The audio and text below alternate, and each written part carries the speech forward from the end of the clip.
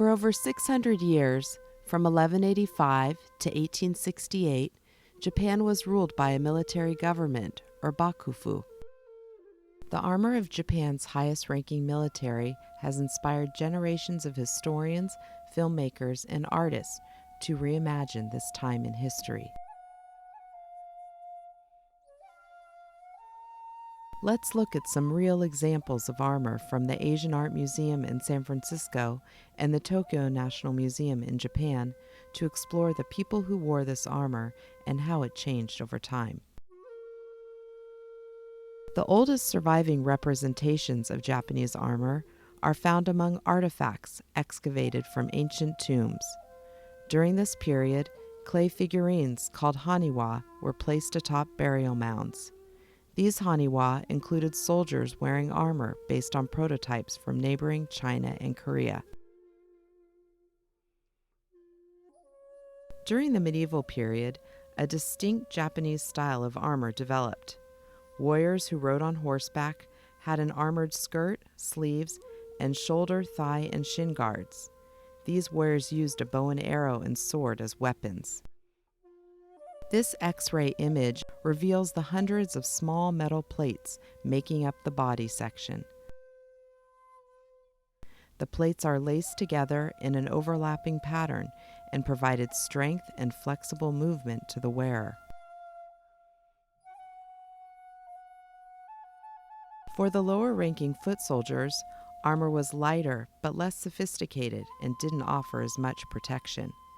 It was constructed with one continuous sheath-like torso. Foot soldiers used a spear as their main weapon. Samurai armor evolved over time to adapt to the changing styles of warfare. For example, in 1543, when the Portuguese introduced firearms, Japanese armor makers developed a new type of armor capable of sustaining the impact of musket fire. This armor design protected the entire body while being light enough to enable quick and nimble movement. A divided skirt suspended from the breastplate allowed the soldier to twist, turn, or jump on his horse while protecting his hips and thighs. Headgear was elaborately decorated so warriors were visible from a distance. Some masks were designed with a fierce and frightening appearance to scare opponents on the battlefield.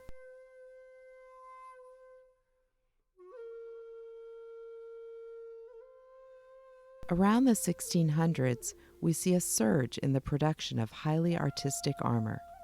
This armor from the Asian Art Museum was made during the relatively peaceful Edo period and was likely used only for display or ceremony. It would have represented the warrior's wealth, artistic sensibilities, and proud military identity. Historian Andrea Horbinski explains why there was such an increase in armor production during this 200 years of peace.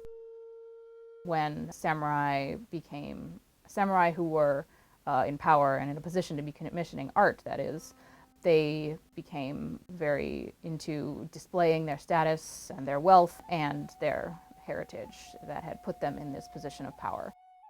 So the art and the arms and armor are beautiful, not very functional, but beautiful. Samurai, as these sort of peerless warriors from the beginning until the end, I think that's completely overblown. Contemporary views of samurai armor are often based on later examples of the samurai elite. However, over the centuries, this armor has reflected the wide range of roles and functions of Japan's military class.